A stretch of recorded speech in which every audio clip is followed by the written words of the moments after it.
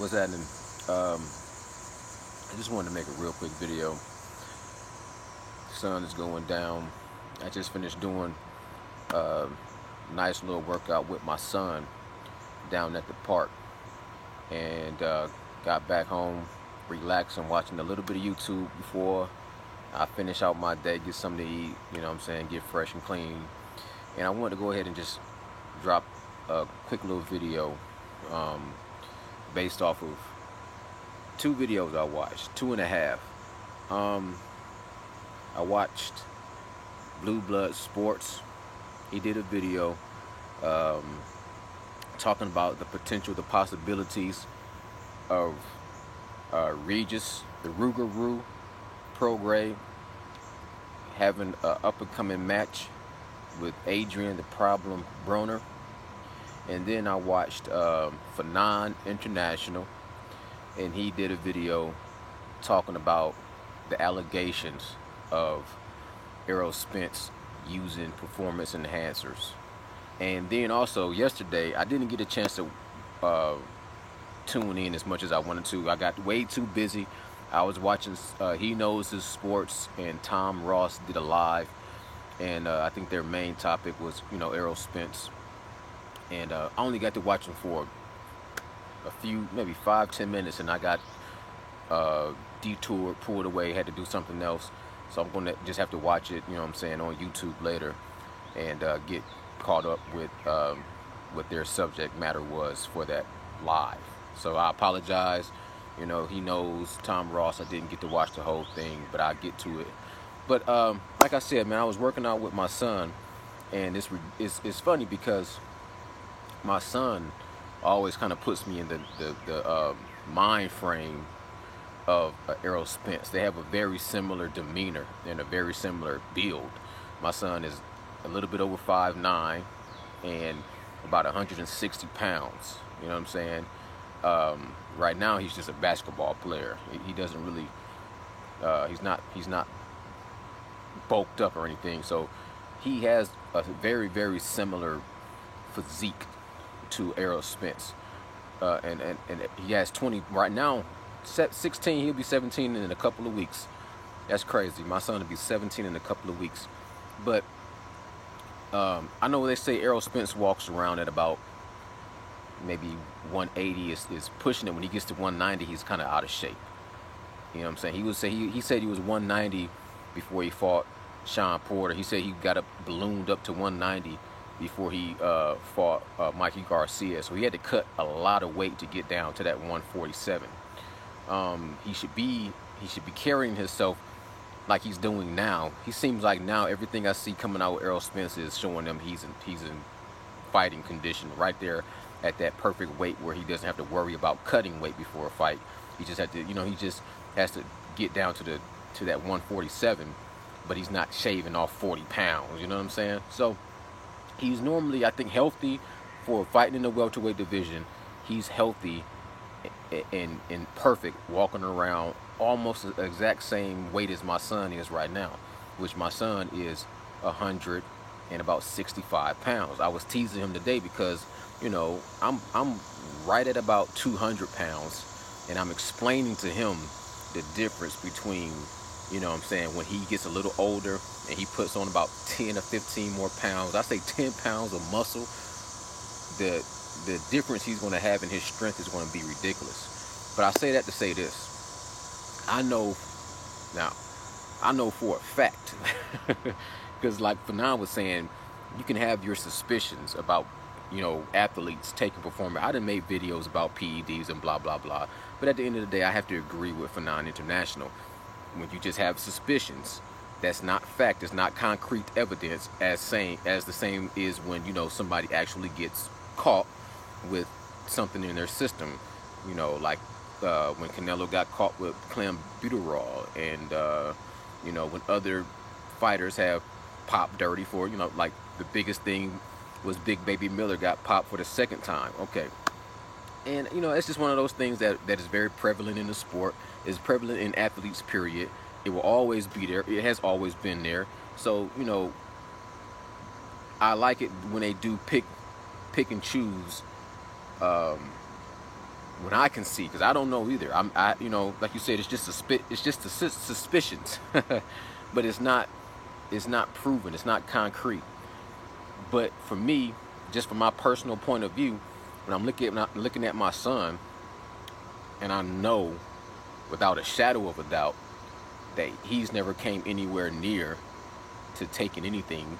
I've been watching him develop his physique since, you know, he was a kid, and he has the same build as Errol Spence does now. So you know, it's just, I don't think that Errol Spence, I don't know, like Fanon said, I don't know what Errol Spence does. I'm not taking this test. I'm not a part of VADA. But to just based off of Errol Spence's physique, I can't do it based off of that. Especially when I'm looking at my son, who basically has the same near physique, has an 8-pack. Yeah, you know, Errol Spence is not that big to me. I walk around at 200 pounds. Errol Spence to me is not that big. He's big for a welterweight, but he's not that big to me. So I don't look at him and say, you have to take performance. And I know performance enhancing does all just equate to your size. I know this. But like I said, it's funny to me to look at my son and to look at Errol Spence and see the similarities in their build, and then hear the accusations of someone saying that most likely Errol Spence is taking some kind of PED. To me, I don't see that. I'm not suspicious of Errol Spence. I have been suspicious of other boxers, and I will, you know, for the most part, I try to keep most of my suspicions to myself because it's not a big deal to me. But when you're talking about Errol Spence, I don't see that one, you know, to be honest with you. And then also he talked about, actually Blue Bloods talked about Regis Prograis, the Rougarou, who was, you know, becoming one of my favorite fighters as well. The last time I seen Rougarou was when he fought and lost against Josh Taylor, but he made a good case for himself. I think they fought the whole 12 rounds and nobody went down. And to me, he lost and had a lot of integrity in the way he handled himself after the loss. You know what I'm saying? That was very impressive. He had no excuses. And to me, he just seemed like he has that warrior mentality. He's going back to the drawing board. On the other hand, you have Adrian the Problem Broner, and we all know he just took an L. But you can't, you know, look, a loss against Manny Pacquiao. The only thing was, shortly after, he tried to, in my mind, Adrian Broner tried to play out another Mayweather stage performance. You know what I'm saying? I think a lot of Adrian Broner, and everybody, some people do this, and I have no fault against Adrian Broner for doing this, but I think Adrian Broner idolized Mayweather so much, he just had it in his mind and in his heart to try to emulate and he tried to reenact a lot of Mayweather moments. Like when Mayweather fought against Victor Vicious Ortiz and knocked him out, and he famously told the sports announcer, "You never give me a fair shake. Matter of fact, I'm gonna let you talk to Victor Vicious Ortiz. You don't know shit about boxing." You know what I'm saying? And then Larry Merchant was like, "Oh, if I was 50 years younger, I'd kick your ass." And Mayweather's like, "You ain't gonna do shit. You ain't gonna do shit." That was a famous Mayweather moment. It was a big controversy whether or not that was in good sportsmanship, the way he knocked out Victor Vicious Ortiz after those deliberate headbutts. And then he came up to give him a little hug, and he came up to give him another hug, and then Mayweather just snuck in there, pow, pow, put him down, right? And then he got into that whole thing with Larry Merchant, whether or not there was a fair fight, fair knockout. I think that's one of those moments Adrian Broner just had in his heart and in his mind to say, one day if I get the opportunity to be on that stage, I'm going to talk that same shit the way Mayweather did. The only thing was, he did it in a way that was like a doppelganger, the reverse world type, you know what I'm saying? The ultra world, where you couldn't talk the same shit because you didn't put on the same performance.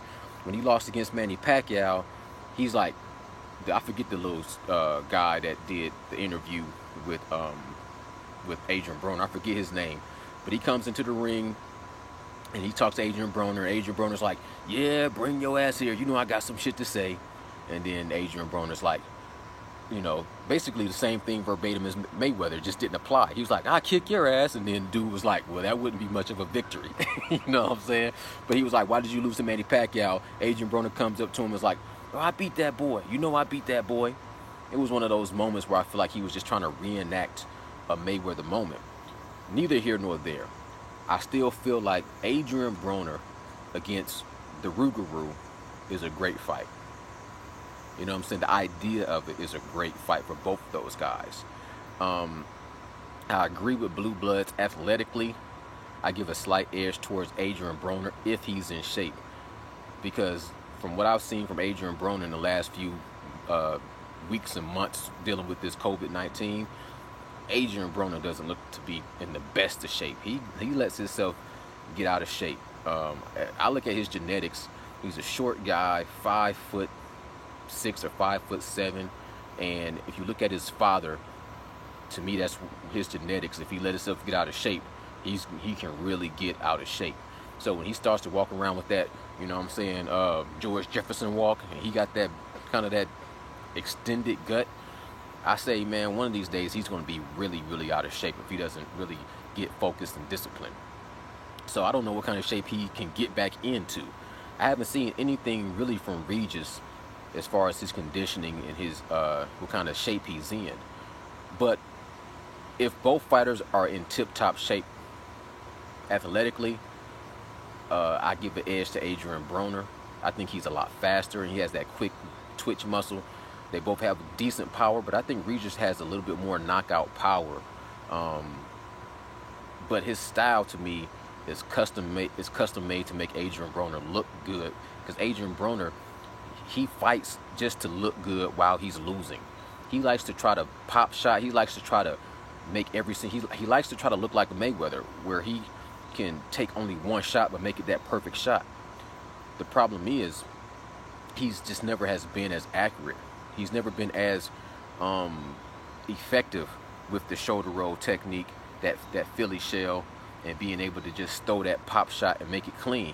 Once someone puts pressure on him, he usually not collapses, but he shells up and he doesn't let his hands go. Regis to me is more of a counter puncher. So I don't see him putting that much pressure on Adrian Broner to make Adrian Broner go into that shell where he doesn't let his hands go. So to me, they kind of neutralize each other, to where if it's a chess match, I give it to Adrian Broner. If it's a war, I give it to Regis, because I think Regis could outwork Adrian Broner if he makes it a war. He doesn't worry about making it a pretty looking fight. He doesn't make it look like a chess match. But I think on paper that fight looks good for both of their careers. I can't really say it any better than Blue Blood. Blue Blood went on and on about how it can go into, you know, the winner fighting against the winner between Josh Taylor and Ramirez, and then the possibilities of, you know, what could happen if Josh Taylor wins against Ramirez, and then the winner of Adrian Broner and Rougarou goes. So that does open up a lot of avenues for success for those guys, and we can only wait and see how that pans out.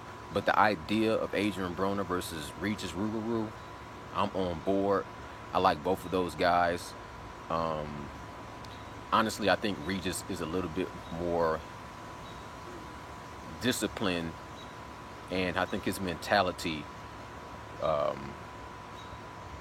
see, the sun is going down. Now you see why I do nocturnal thoughts. But it would be hard for me to pull one way or another.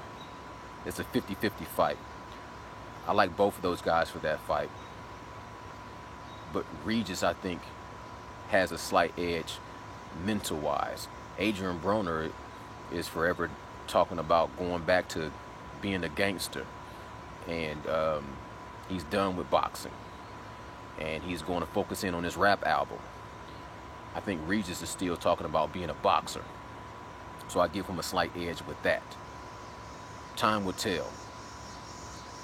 Regis says that he believes Adrian Broner is just capping. With all the antics of Adrian Broner, I wouldn't be surprised if that's the case.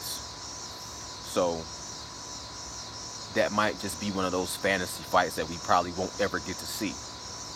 which would be disappointing because that fight to me makes a lot of sense. So I'm going to sign out from that point because if it gets too dark, you won't even be able to see me. But I appreciate y'all time. I just wanted to drop that little video before I finish my day. Nocturnal Thoughts.